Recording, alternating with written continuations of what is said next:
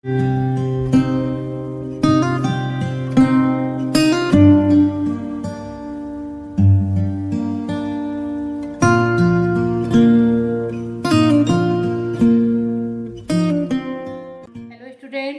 आज ये मेरा ईवीएस का सेकंड चैप्टर है और मेरा ये दूसरा वीडियो भेज रही हूँ मैं क्लास 1 वाले बच्चों के लिए ईवीएस सब्जेक्ट का।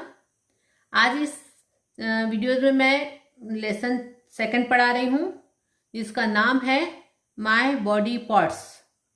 इसके पहले वाले चैप्टर में हमने अपने बारे में बताया था, जिसमें आपका नाम, आप कितने साल के हो, उसके बारे में पढ़ा था। हम इस चैप्टर में अपने बॉडी पार्ट्स के बारे में पढ़ेंगे।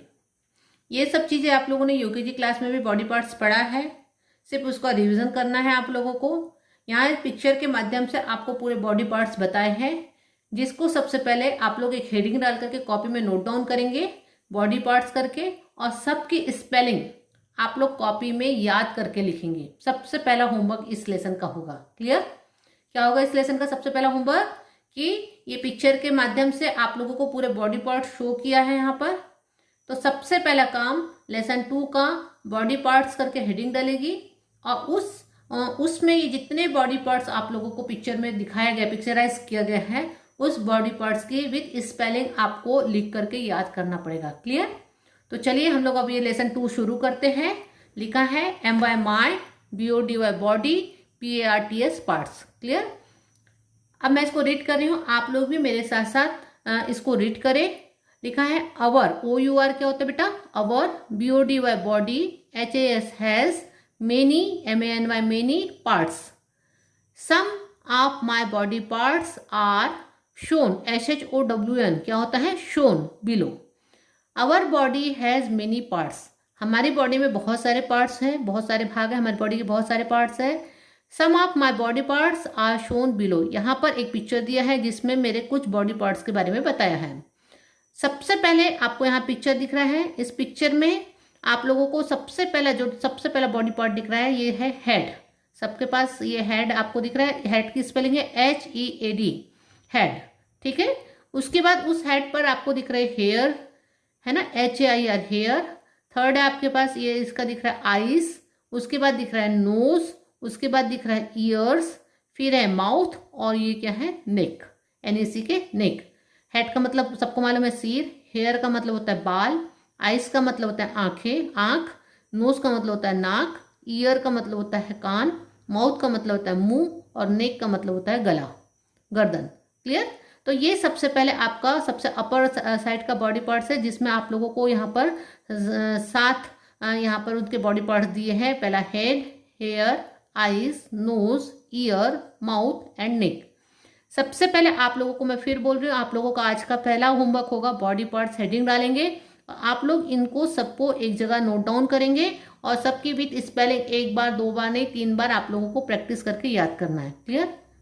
देन नेक्स्ट आता है आप लोगों का arm, ARM arm. Clear? Arm के बाद आप लोगों का आता है हैंड, HAND हैंड। देन उसके बाद आता है फिंगर, FINGER। इसके अलावा भी बहुत सारे बॉडी पार्ट्स हैं, लेकिन आप लोगों के क्लास के हिसाब से यहाँ पर बहुत कम छोटे छोटे बॉडी पार्ट्स का नाम बताया है। तो सबसे पहले आपको बताया आर्म, फिर बताया आपको हैंड, फिर बताया आपको यहाँ पर फिंगर। क्या लिखा है ये? फिंगर। स्पेलिंग है FINGER, फिंगर। देन नेक्स्ट आ जाएगा आप लोगों का नी। नी का मतलब होता है, हाँ अच्छा, आर्म का मतलब होता है ये भुजा, हैंड का मतलब होता है हाथ, और फिंगर का मतलब होता है उंगलियां। ठीक है? उसके बाद आता है KNW, नी का मतलब होता है बेटा घुटना। नी का मतलब क्या होता है? घुटना। उसके बाद है LEG लेग, लेग का मतलब होता है पैर, FWT फुट, भी पैर होता है, और TOES टोस, टोस का मतलब होता है पैरों की उंगलियों को बोलते हैं टोस। हाथ की उंगली को बोलते हैं फिंगर, और पैरों की उंगलियों को बोलते हैं बेटा टोस। तो ये पूरे बॉडी पार्ट्स को आप लोगों को कॉपी में लिख करके पहले एक जगह लिखना है, नोट डाउन करना है, देन उसकी विथ स्पेलिंग आपको याद करना है। ये सबसे पहला आपका होमवर्क होगा इस लेसन का। आगे सबको बात ये समझ में? अब मैं आगे इसके ये जितने बॉडी पार्ट्स बताए उसके बारे में आप लोगों को क्या यूज होता है, क्या करते हैं हम लोग, उसके बारे में यहाँ पर उसका डिस्क्रिप्शन किया है, जिसको मैं रीड कर रही हूँ। ठीक है? वी डू लिखा है WEVDO, do, MANY many. Activities, कौन सा शब्द है ये? Activities, ACTIVITIES, activities. कौन सा शब्द है ये? बार बार पढ़ना है इसको। एक्टिविटीज, कौन सा शब्द है? एक्टिविटीज। क्या है स्पेलिंग एक्टिविटीज की? ACTIVITIES, activities. Every, EVERY, every, DAY, day, with, WITH, with, OUR, our, BODY, body, PARTS, parts. We do many activities every day with our body parts. मतलब ये हुआ कि हम लोग बहुत सारी एक्टिविटीज करते हैं, बहुत सारे काम करते हैं, रोज बहुत सारे काम करते हैं विथ आवर बॉडी पार्ट्स। हम लोग अपने हाथ, अपने बॉडी पार्ट से बहुत सारे काम करते हैं, बहुत सारी एक्टिविटीज करते हैं। क्लियर?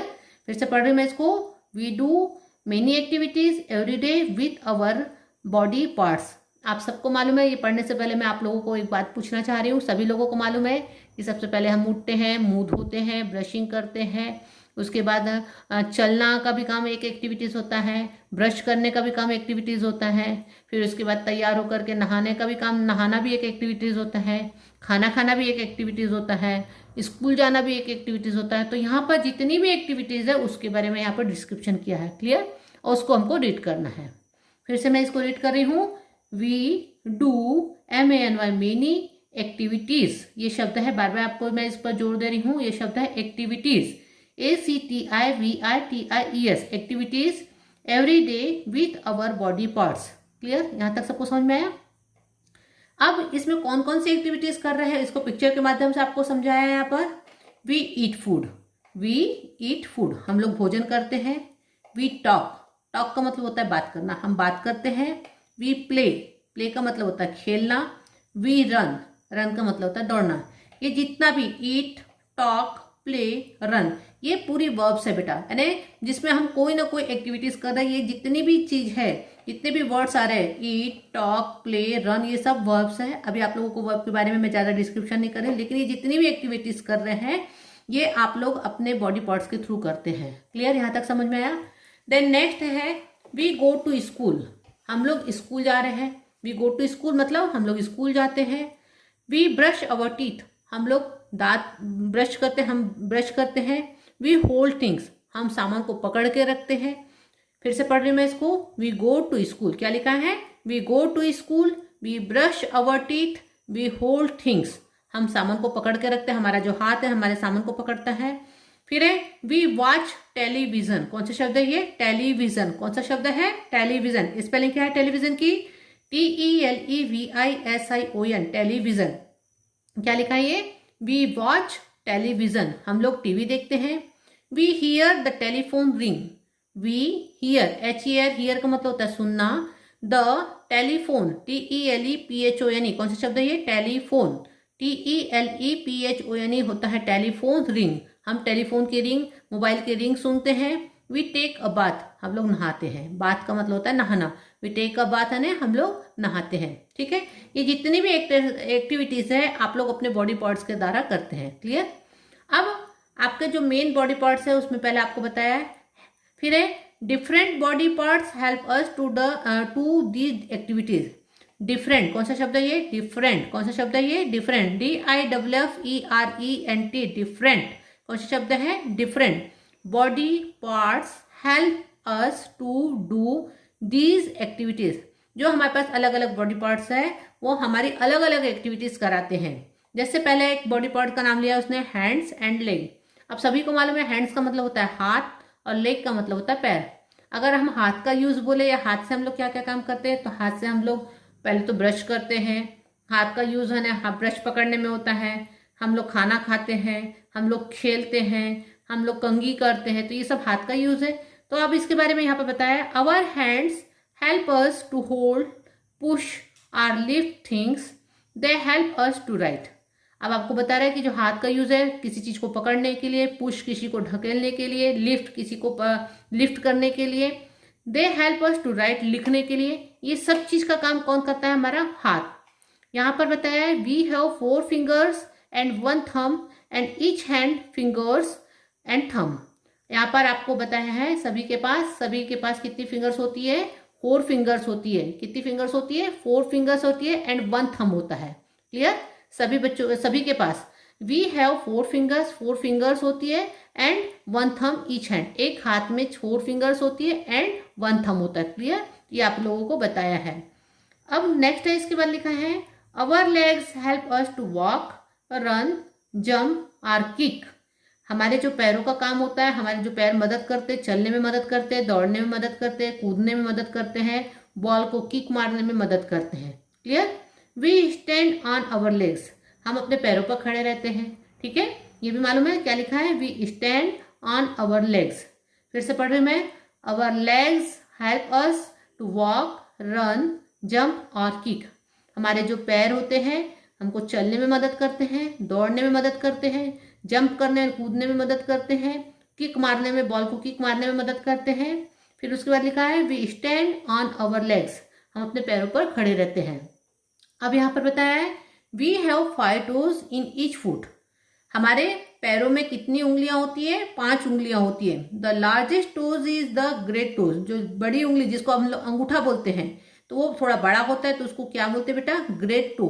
क्या पढ़ते हैं इसको, टो। टो का प्लूरल फॉर्म होता है टोज। टो का टो मतलब सिंगुलर नंबर है और टोज मतलब क्या होगा यहाँ पर, प्लूरल नंबर, टोज हो जाएगा उसका।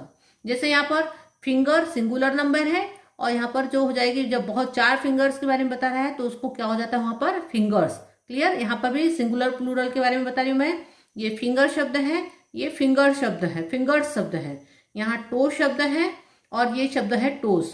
ये सिंगुलर नंबर है और ये प्लूरल नंबर है। क्लियर? यहाँ तक सबको समझ में आया? अब उसके बाद आता है एक शब्द है सेंस ऑर्गन्स। कौन सा शब्द है ये, सेंस ऑर्गन्स। कौन सा शब्द है, सेंस ऑर्गन्स। सेंस ऑर्गन्स का मतलब होता है बेटा संवेदी अंग। सेंस का मतलब होता है संवेदी, ऑर्गन्स का मतलब अंग। संवेदी अंग का मतलब ये होता है बेटा कि हमारे ह्यूमन बॉडी में 5 टाइप्स के सेंस ऑर्गन्स होते हैं। यहाँ पर आपको मैं पढ़ रही हूँ पहले, our eyes, ears, nose, tongue and skin. फिर से पढ़ रही हूँ मैं, our eyes, ears, nose, tongue and skin are our sense organs. हमारी आंखें, हमारे कान, हमारी नाक, हमारी जीभ और हमारी स्किन, ये क्या है बेटा, सेंस ऑर्गन्स। ये 5 हमारे सेंस ऑर्गन्स है।